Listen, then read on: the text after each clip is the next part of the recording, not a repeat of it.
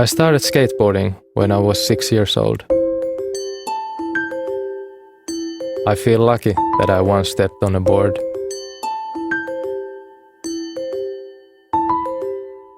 It has taken me to wonderful places around the world, introduced me to the most dedicated and genuine people.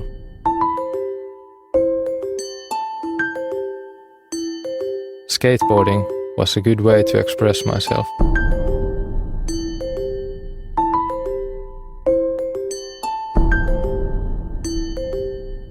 It helped me to find a creative side of me and opened my eyes to architecture.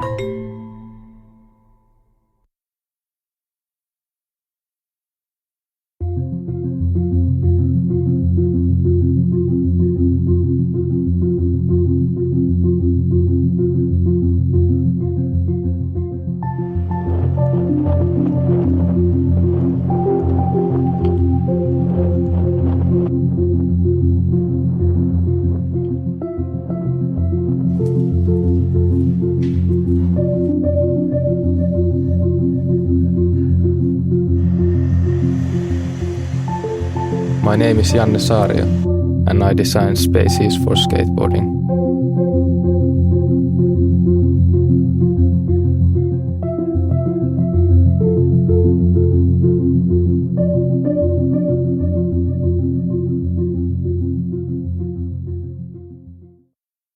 I got a surprising phone call from the north of Sweden. They wanted me to design a skatepark.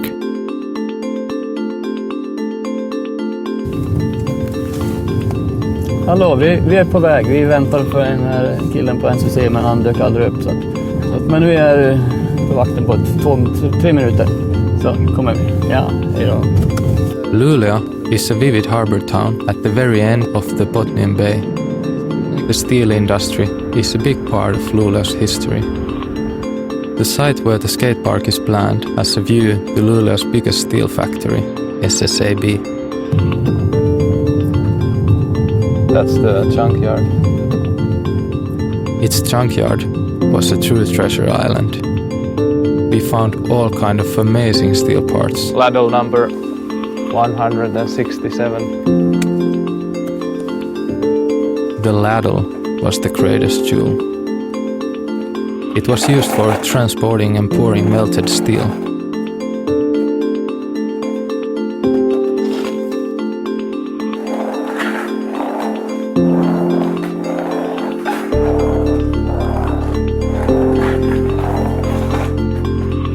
Seems good.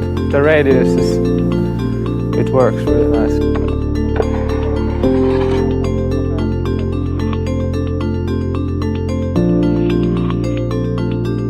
These steel balls were from a huge bearing of the factory.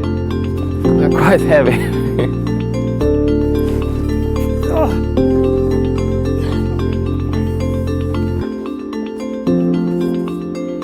Seems that the balls are big enough so you can actually just cruise over. It's hard to skate them here.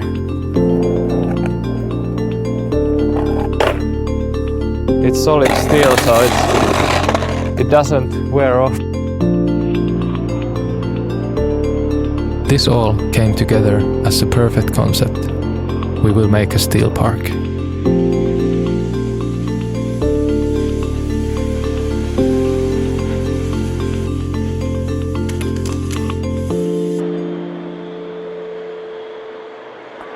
Janne is a blacksmith master and a metal specialist. Together with his friend Josef, they founded the local skateboarding association in Luleå. These two gentlemen were the dream client and a huge help throughout the steel park project.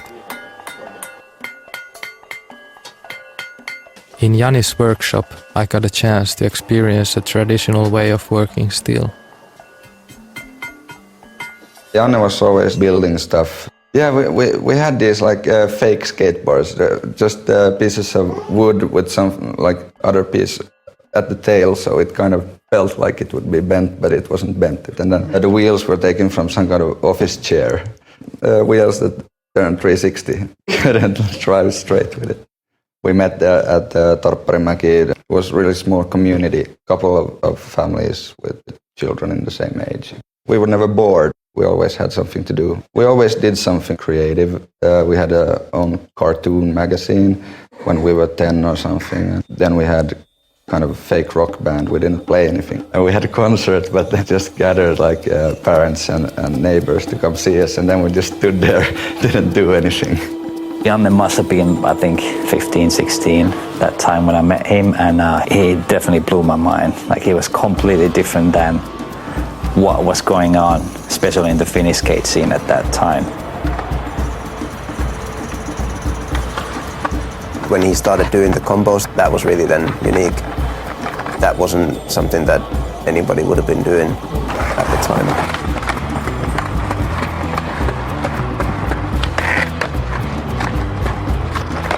Janne was already different.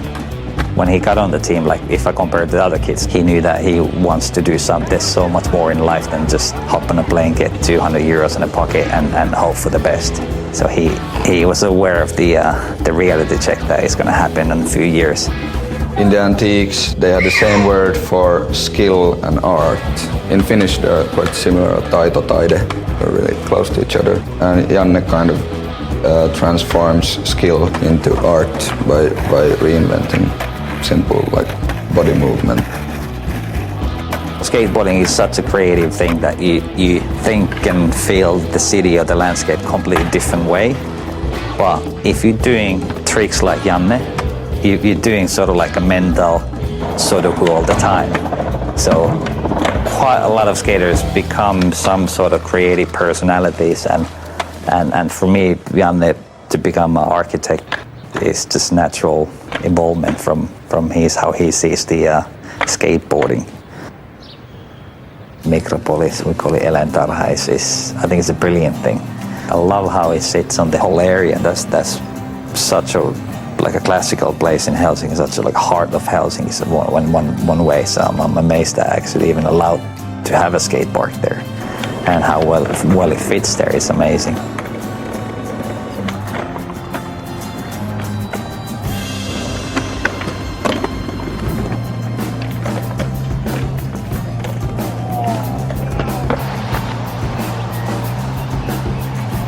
I think his approach to everything is quite philosophical. You know, he's thinking about the environment and thinking about all these harmony with the nature. And recycling is one of the big things with the parks that like the Kauniainen Park, that they're redesigning the center. Like, oh, so there must be a lot of stuff we can use, and we'll recycle these things into the park, and you know, smaller budget, plus we don't need new material and pour all this energy into it. And same with Micropolis. At the time they were redesigning this area in the east side of town, where they have these little volcanoes.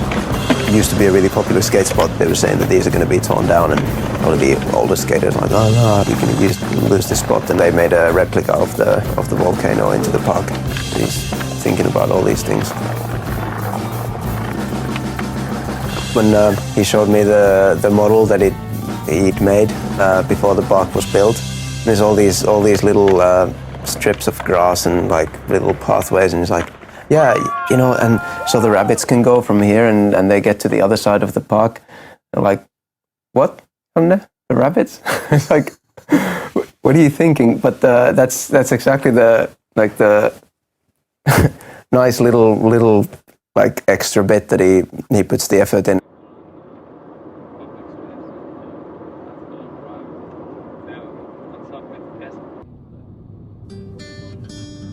The construction has started in Luleå. This is the skate park area. We're on the site now.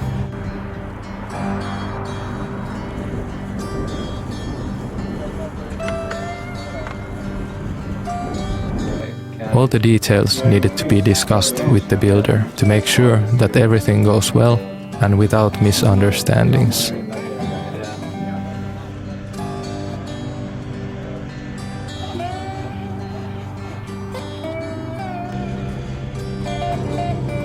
A Swedish construction company were doing the job.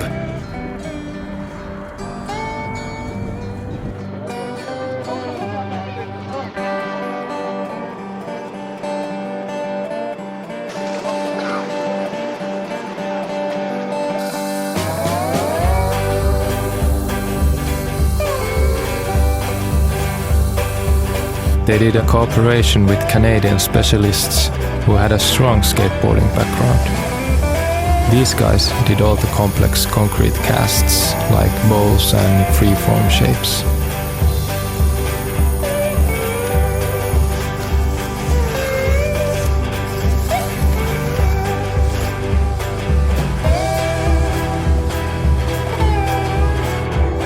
The ladle that was positioned in the highest point of the park weighed about 26.5 tons. It was a bit tricky to get it in place.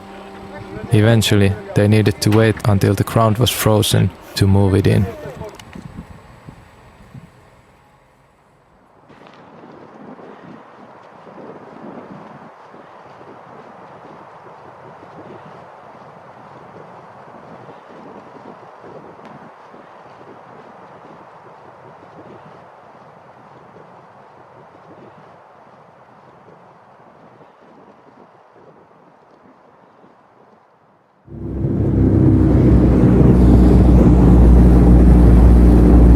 Many Finnish people have summer cottages.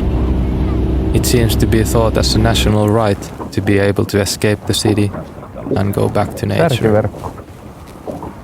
Playing hunter-gatherer in fairly primitive conditions gives a great pleasure. The cottage works as a time machine to the past.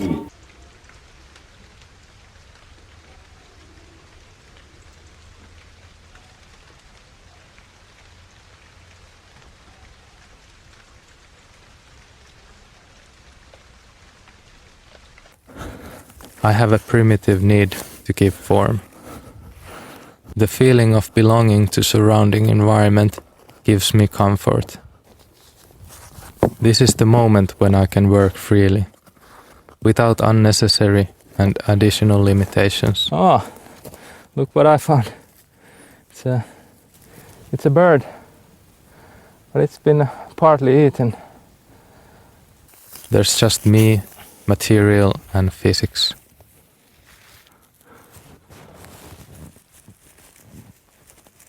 I feel it's purifying and at the same time a good chance to train ideas. Hyvä. Miksi sä halusit Kiitos. kahven? Koska näitä ahvenia me syödään. Sitten se puolustaa itseensä. Niin, Nytkö kiitos. sitä sattuu? Niin sitten se nostaa sen tämän harjan ylös ja sitten kun se petokala tulee ja nappaa, niin se pistää sitä petokalaa.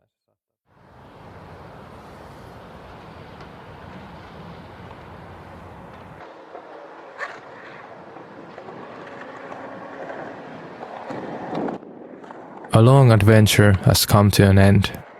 This place is finally real. The forms I imagined are here now. It's a very surreal feeling. My mind is actively observing the measures of the park and comparing them to the plans. It's a rewarding feeling to see and ride the park ready. The foremost question comes to my mind. Will the park please the local skaters? The steel park is now ready and starts to live its own life. I hope it serves the locals well and lasts for a long time.